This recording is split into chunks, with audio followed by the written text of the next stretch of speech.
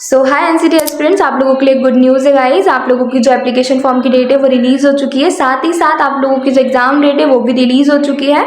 NTA के द्वारा आज ही ये नोटिस निकला है और एनसीटी से रिलेटेड जितनी भी न्यू अपडेट्स है वो एनटीए के द्वारा उनकी वेबसाइट पे, उनकी ऑफिशियल वेबसाइट पर अपलोड हो चुकी है। आप जाकर उसे एक बार चेकआउट कर सकते हो। वैसे तो मैं लिंक इसकी मेरे डिस्क्रिप्शन में प्रोवाइड कर दूंगी। साथ ही साथ मैं ये पीडीएफ जो कि एनटीए ने रिलीज़ करी है वो मैं अपने टेलीग्राम चैनल पर डाल दूंगी।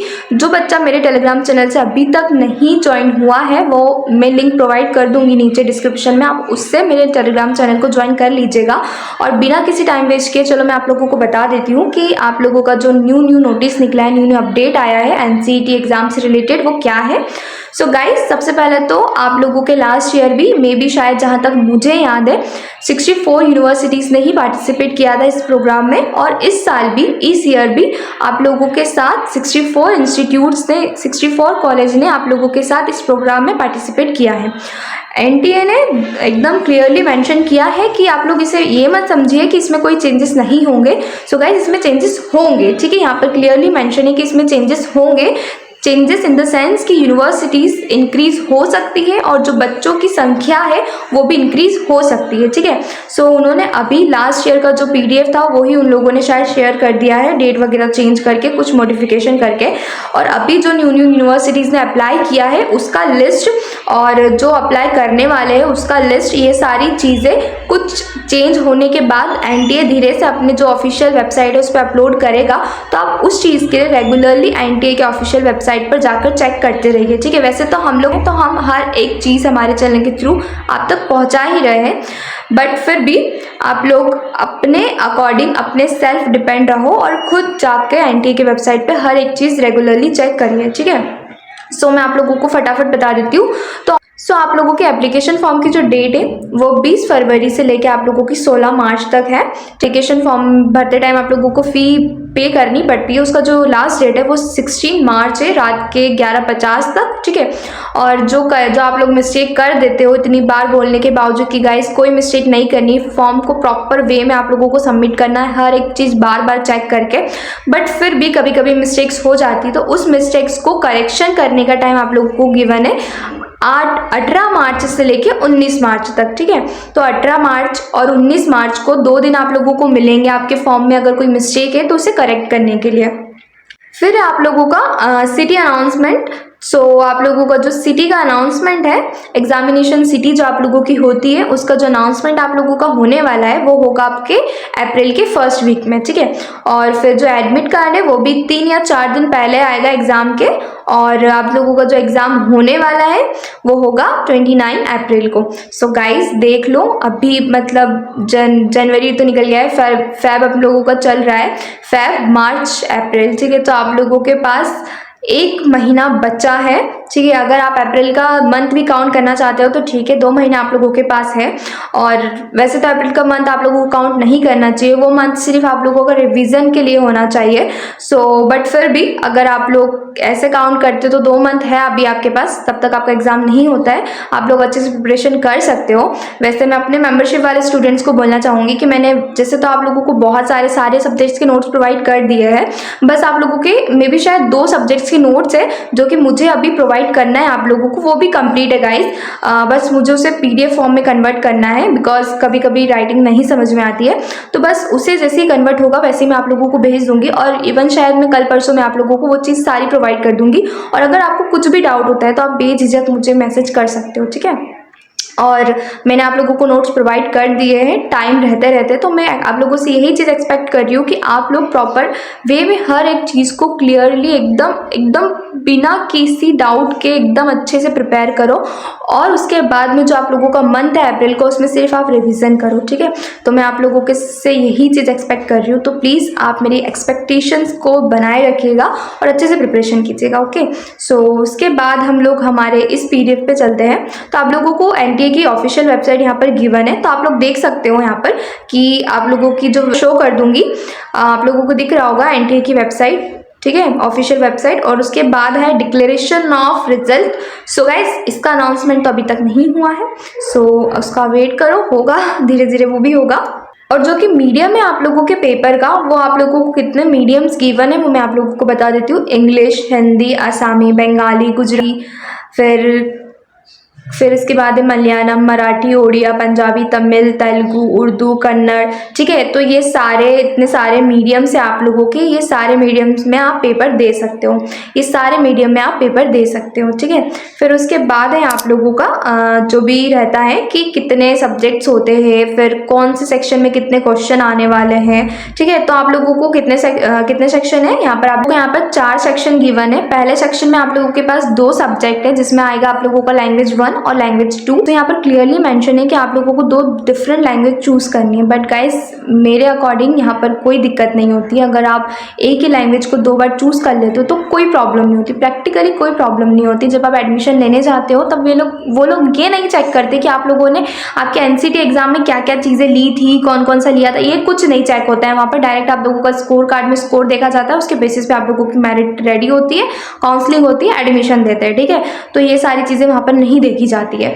सो कहीं कहीं पर मे भी शायद 1-2 यूनिवर्सिटी होगी 64 यूनिवर्सिटीज़ में से जो ये चेक कर ले, बट जहाँ तक मुझे पता है मतलब मैंने खुद ने इंग्लिश कम्युनिकेशन 2 बार सेलेक्ट किया था, मुझे दिक्कत नहीं आई थी। और 2024 में भी हमारे बहुत सारे मेंबरशिप के स्टूडेंट्स थे जिन्होंने सेम चीज़ करी थी मेरे कहने पे, कि मैंने उन्हें बोल दिया था कि मुझे कोई प्रॉब्लम नहीं हुई थी, आप चाहो तो आप भी ले सकते हो, वैसे प्रॉब्लम नहीं होगी। तो उन लोगों ने भी लिया था और एग्जाम के बाद, एडमिशन के बाद इवन मैंने उनसे पूछा था कि आप लोगों को कुछ प्रॉब्लम तो नहीं हुआ, तो उन्होंने मुझे क्लियरली कहा कि दीदी ये सब चीज़ें नहीं चेक होती है, वो लोग डायरेक्ट सिर्फ नंबर देखते हैं और उसके बेसिस पे मेरिट लिस्ट निकाल देते हैं। तो उससे मैं आप लोगों को बता रही हूँ। ठीक है, बट यहाँ पर मेंशन है कि 2 डिफरेंट लैंग्वेज आप लोगों को चूज़ करनी है, बट नहीं होता है कुछ दिक्कत। ठीक है, फिर इसके बाद आप लोगों का सेक्शन 2 है जिसमें आप लोगों के डोमेन स्पेसिफिक सब्जेक्ट्स आते हैं। ठीक है, इसमें आप लोगों को 3 सब्जेक्ट्स लेने पड़ते हैं आप लोगों के क्लास 12th के बेसिस पर, कि आप लोगों ने क्लास 12th में क्या पढ़ा था। ठीक है, उसके बेसिस पर लेना पड़ता है। और कोई बच्चा वो नहीं भी लेता है, वो डायरेक्ट दूसरे सब्जेक्ट्स भी ले लेते हैं। जैसे कि फॉर एग्जांपल अगर वो साइंस स्ट्रीम से बिलोंग कर रहे हैं तो वो साइंस ना लेते हुए अपने बीकॉम के सब्जेक्ट्स ले लेते हैं। सो ऐसा चलता है, उसमें भी दिक्कत नहीं होता है। ठीक है, कहीं कहीं यूनिवर्सिटीज़ में ये प्रॉब्लम हो जाती है। ठीक है, इस चीज़ का आप लोग ध्यान रखना, कहीं कहीं कोई सी यूनिवर्सिटीज़ इस चीज़ पे रिस्ट्रिक्शंस लगा देती है, तो उस चीज़ को आप लोगों को ध्यान रखना है। हाँ, तो आप लोग जहाँ तक मेरी बात मानो तो आप लोग अगर साइंस स्ट्रीम से बिलोंग करते हो तो साइंस के डोमेन सब्जेक्ट्स ही लो। अगर आप लोगों को BA BEd में जाना है उसके बावजूद आप साइंस के सब्जेक्ट्स लो, क्योंकि साइंस से आप लोग पेपर दोगे उसके बाद आप लोग BA BEd में जा सकते हो कॉलेज में, ऐसा प्रॉब्लम नहीं होगा। ठीक है, तो उसके बाद आप लोगों का सेक्शन 3 आ जाता है। इसमें आएगा आप लोगों का जनरल टेस्ट, जो कि थोड़ा सा ट्रिकी हो जाता है बहुत सारे बच्चों के लिए, और ये बहुत मैंडेटरी सेक्शन है ये, और आप लोगों का टीचिंग एप्टीट्यूड, ये दोनों ही मैंडेटरी सेक्शन है। सो इसमें आप लोगों के पास 25 क्वेश्चंस गिवन होते हैं, जिसमें से आप लोगों को सिर्फ 25 क्वेश्चंस करने पड़ते हैं। सॉरी, आप लोगों को इसमें 28 क्वेश्चंस गिवन होते हैं, जिसमें आप लोगों को 25 क्वेश्चंस करने होते हैं। इसके बाद है टीचिंग एप्टीट्यूड, जिसमें आप लोगों को 23 क्वेश्चंस वो लोग प्रोवाइड करते हैं और आप लोगों को सिर्फ और सिर्फ 20 क्वेश्चंस करने होते हैं। और टीचिंग एप्टीट्यूड आप लोगों के लिए एक स्कोरिंग सब्जेक्ट हो सकता है। सो इसमें अच्छे से मेहनत करिएगा। इवन मेरे भी स्कोर टीचिंग एप्टीट्यूड में बहुत अच्छे आए थे। सो मैं चाहूँगी कि आप लोगों के भी बहुत अच्छे आए। और जो स्टूडेंट्स वेट कर रहे हैं हमारी क्लासेस का, जो हम यूट्यूब पे लेते हैं, सो गाइज वेट, हम लोग ट्राई करेंगे कि हम जल्द से जल्द वो सारी चीज़ें भी कर ले, बिकॉज अभी मैं खुद बिजी हूँ अपने मेंबरशिप स्टूडेंट्स के साथ नोट्स उन लोगों को प्रोवाइड करने में, और बहुत सारा रहता है डाउट्स क्लियरिंग और बहुत सारी चीज़ें होती हैं जो कि मेरे मेंबरशिप स्टूडेंट्स के साथ बिजी होकर कर रही हूँ। और मैं एक्सपेक्ट कर रही हूँ कि जो मेरे स्टूडेंट्स देख रहे हैं, जो कि जिन्होंने मेरी मेंबरशिप ली है, वो भी पढ़ाई कर रहे होंगे, बिकॉज मैं उनके लिए यहाँ मेहनत कर रही हूँ, तो उन्हें भी वहाँ पर मेहनत करनी होगी। बिकॉज हम लोग हार्डवर्क करें ताकि आप लोगों का सिलेक्शन हो सके। सो आप लोग फटाफट अपना जो सिलेबस है और जो नोट्स मैंने आप लोगों को प्रोवाइड कर दिए उसे कंप्लीट कीजिए, और अप्रैल में आप लोगों का रिवीजन स्टार्ट कीजिए। ठीक है, और जो भी कैंडिडेट हमारा मेंबरशिप लेना चाहता है वो हमें ईमेल कर सकता है। मैं अपनी ईमेल आईडी आप लोगों को यहाँ पर स्क्रीन पर शो कर रही हूँ, और इवन मैं डिस्क्रिप्शन में भी मेरी ईमेल आईडी आप लोगों के साथ ऐड कर दूंगी। फिर इसके बाद यहाँ पर कुछ नेसेसरी इन्फॉर्मेशन है, इसे भी हम लोग एक बार रीड आउट कर लेते हैं। तो सबसे पहले आप लोगों का जो टेस्ट है वो कंप्यूटर बेस्ड टेस्ट है। ठीक ठीक है। तो आप लोगों का जो एग्ज़ाम है वो CBT होगा, कंप्यूटर बेस्ड टेस्ट होगा। आप लोगों को जाना होगा और वहाँ पर जाकर कंप्यूटर के द्वारा ही आप लोगों को आपका पेपर देना है, ठीक है। उसके बाद आप लोगों का टेस्ट का जो पैटर्न है वो MCQ फॉर्म में होगा, आप लोगों को पता होगा। एक क्वेश्चन गिवन होगा, 4 ऑप्शंस होंगे, उसमें से करेक्ट ऑप्शन पे आप लोगों को क्लिक करना है, टिक लगाना है, ठीक है। सो उसके बाद मीडियम गिवन है, तो आप लोगों को 13 लैंग्वेज इन लोगों ने प्रोवाइड करी है। इन 13 लैंग्वेज में से आप कोई सी भी लैंग्वेज ले सकते हो as a medium of your question paper, ठीक है। सो आपके पास 13 लैंग्वेज है, तो आप अलग अलग रीजन से बिलोंग करते हो, तो आप जिसमें कंफर्टेबल हो, जिसमें अच्छे हो, आप उस लैंग्वेज को चूज़ कर लीजिएगा।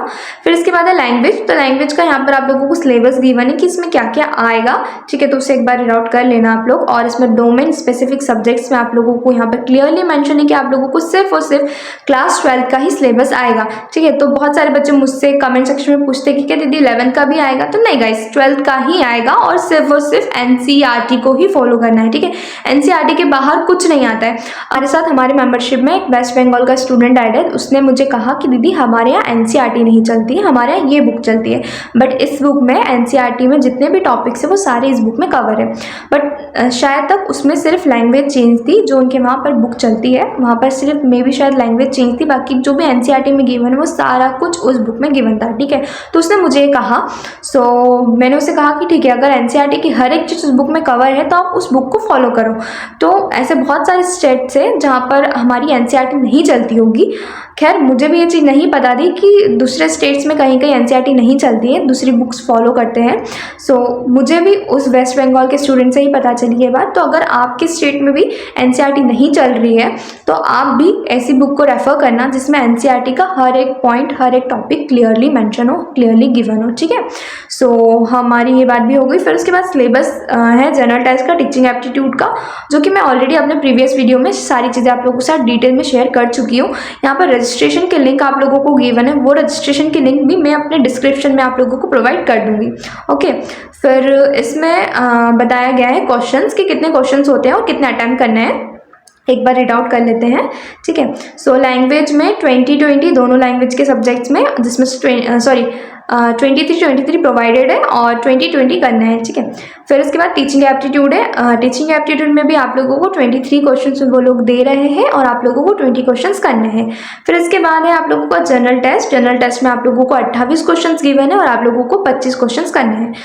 डोमेन स्पेसिफिक सब्जेक्ट्स में भी आप लोगों को 28 क्वेश्चन गिवन है और आप लोगों को 25 क्वेश्चन अटेम्प्ट करने हैं, ओके। मतलब हर एक सेक्शन में से आप लोगों को मतलब हर एक सब्जेक्ट में आप लोगों को 25 अलग अलग अटेम्प्ट करना है। वरना मैंने एक बार 25 बोला, इसका मतलब ये नहीं है कि सिर्फ कुल मिलाकर 25 करना है, नहीं।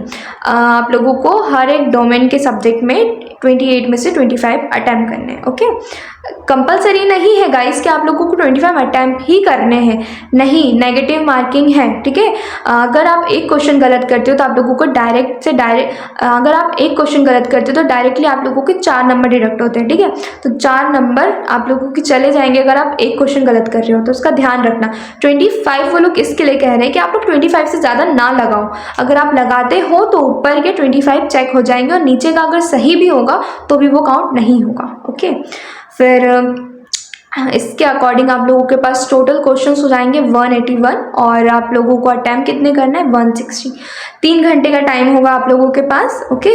सो टाइम का बहुत दिक्कत होता है, जल्दी जल्दी कोशिश करना। स्पेशली मैथ्स वाले कैंडिडेट को बोलना चाहूँगी, बिकॉज उन लोगों को पहले तो मैथ्स सॉल्व करना, जनरल टेस्ट में भी मैथमेटिक्स आता है और उसके बाद फिजिक्स में भी न्यूमेरिकल्स आते हैं, केमिस्ट्री में भी न्यूमेरिकल्स आते हैं। केमिस्ट्री के तो हो जाते हैं बट फिजिक्स में न्यूमेरिकल्स आते हैं, तो इन सब में उनका टाइम बहुत ज़्यादा कंज्यूम हो जाता है। और फिर वो ऐसे जो सोचने वाले क्वेश्चंस होते हैं, फॉर एग्जांपल टीचिंग एप्टीट्यूड जो कि स्कोरिंग सब्जेक्ट है, बट टाइम ना होने के कारण वो वहाँ पर गलत कर देते हैं, ठीक है। सो ये सारी चीज़ों का आप लोगों को ध्यान रखना है। और उसके बाद क्या गिवन है मैं बता देती हूँ। हाँ, आप लोगों को इस लिस्ट में, मतलब इस PDF में आप लोगों को एक लिस्ट प्रोवाइड करी गई है, मतलब की गई है, जिसमें आप लोगों का एग्जामिनेशन सिटी के बारे में गिवन है, जैसे कि स्टेट और सिटी कोड, ठीक है। ऐसे गुजरात में हो गया, हिमाचल प्रदेश में हो गया, अलग अलग स्टेट में कहाँ कहाँ आप लोगों को सिटी मिलेगा एग्जाम के लिए और क्या क्या कोड रहेगा, ठीक है। फिर इसके बाद आप लोगों को नीचे गिवन है लैंग्वेज के सेक्शन में आप लोगों को 38 लैंग्वेज गिवन है। इस 38 लैंग्वेज में आप कोई सा भी लैंग्वेज, 2 लैंग्वेज चूज कर सकते हो अपने लैंग्वेज के सब्जेक्ट्स के लिए। जैसे कि यहाँ पर एक है English language and literature, English for communication. तो ये 2 डिफरेंट लैंग्वेज है, ठीक है। तो अगर कोई बच्चा रिस्क नहीं लेना चाहता है, वो 2 अलग अलग लैंग्वेज चूज करना चाहता है, तो वो ये भी कर सकता है कि एक इंग्लिश लैंग्वेज एंड लिटरेचर ले लिया और दूसरे में इंग्लिश फॉर कम्युनिकेशन ले लिया, ठीक है। ऐसा हिंदी के साथ भी गिवन है और बाकी बहुत सारी है, सिंधी है, फिर आप लोगों का संस्कृत है, ठीक है। और फिर उसके बाद डोमेन स्पेसिफिक सब्जेक्ट में आप लोगों के पास 26 डोमेन स्पेसिफिक सब्जेक्ट्स गिवन है। इसमें आप लोगों को मिल जाएगा एग्रीकल्चर, फिर केमिस्ट्री, इन्वायरमेंटल स्टडीज़, ठीक है, फिर history, home science, legal studies, बहुत सारी चीज़ें हैं। आप लोग देख लेना, इसे PDF में अपने टेलीग्राम चैनल पे प्रोवाइड कर दूंगी। फिर आ जाता है हमारी यूनिवर्सिटीज़ का लिस्ट, जिसमें IITs, NITs, RI और बहुत सारे टॉप के सेंट्रल स्टेट लेवल के यूनिवर्सिटीज़ इंक्लूडेड है।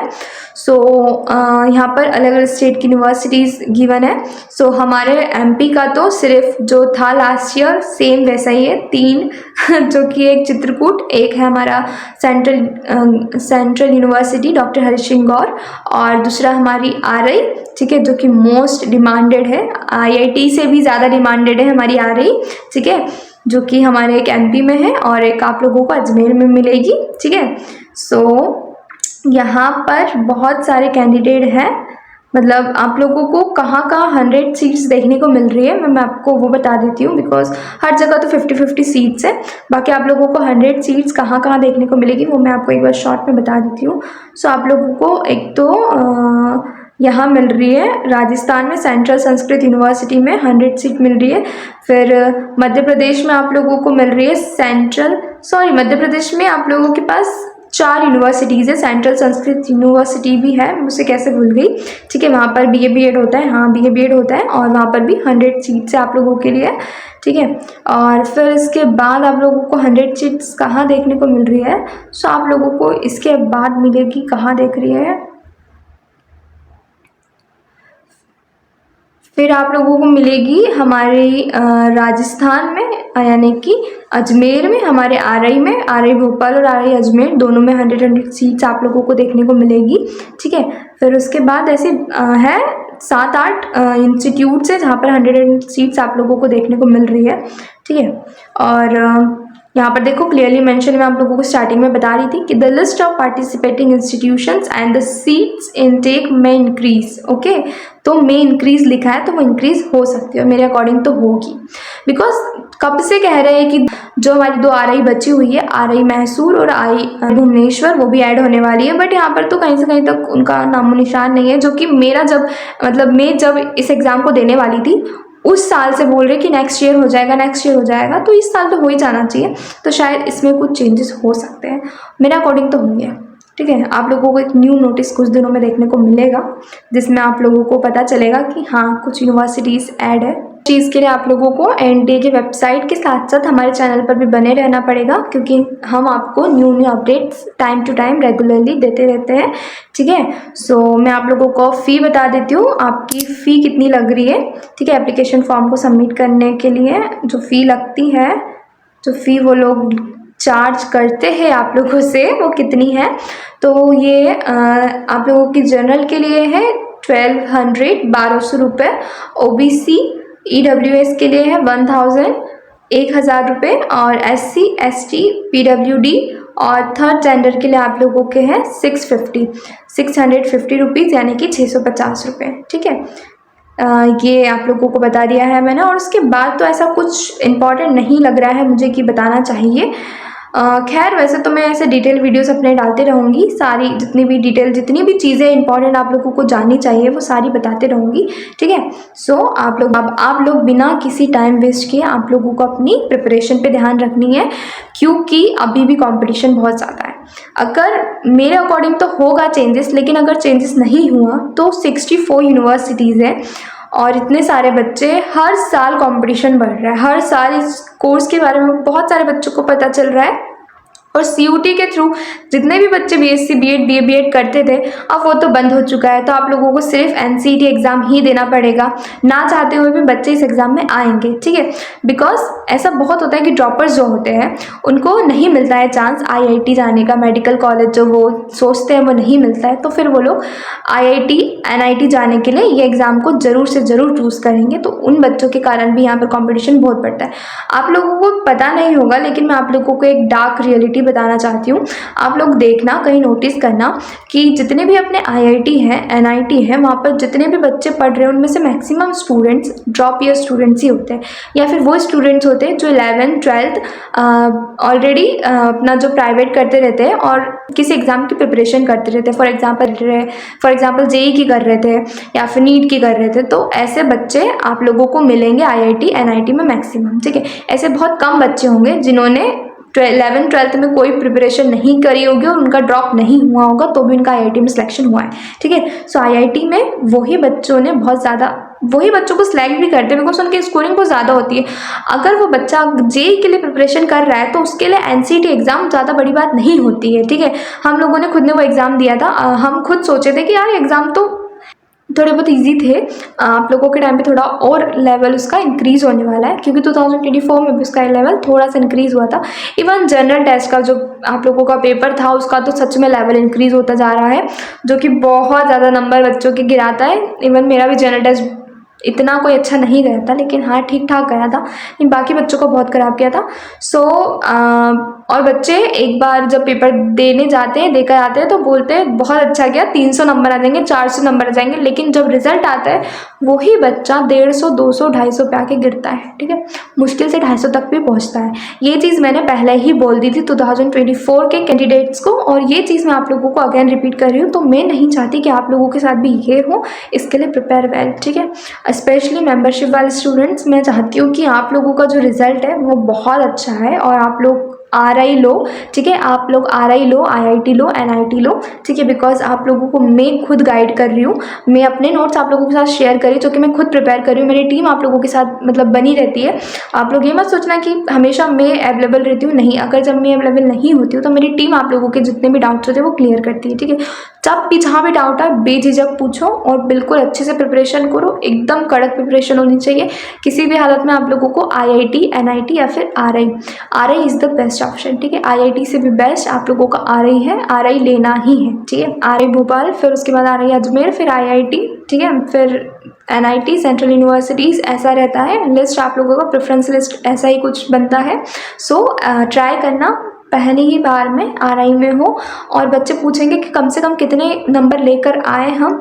सो आप लोगों को कम से कम तो 300 350 तो लाने ही होंगे, तभी जाके अब आप लोगों को स्टेट लेवल की यूनिवर्सिटीज़ भी मिलेगी क्योंकि कंपटीशन अब ज़्यादा है।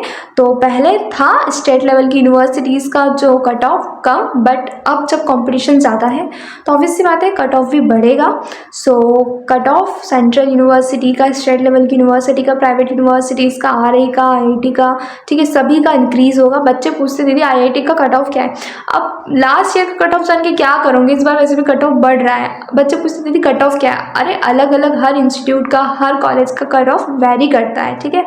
सो आप लोगों को उस चीज़ का ध्यान रखना है और ट्राई करना मिनिमम 350 लेकर ही आना है, ठीक है। So all the best guys, prepare well, bye bye, good night.